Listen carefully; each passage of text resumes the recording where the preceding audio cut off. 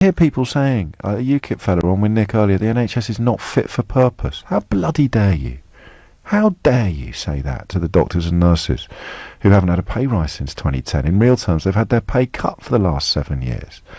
If the NHS is not fit for purpose, it's the fault of the politicians who have cut its funding and the journalists who have told you lies about immigration and previous political administrations.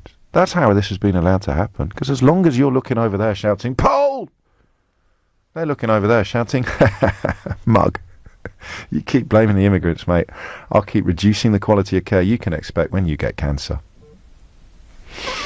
But I really, really hope that you will tell me it's about incompetence, it's about struggling with modernity, it's about changing demographics, it's about old people living longer, being more poorly, it's about beds not being vacated by people who've got nowhere to go, it's about this, it's about that. It's not deliberate, James. It's incompetence, not conspiracy. Because apart from what's going on, I think if there's a question that's going to run through 2018 like Blackpool through a stick of rock, it would be this one. Whether you're looking at the railways, the police force, the fire service, the health service, whatever you're looking at. Is it incompetence or is it a conspiracy?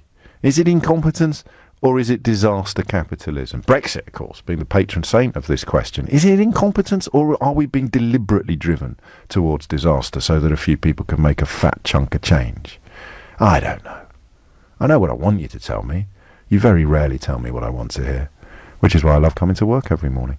What are you going to tell me today?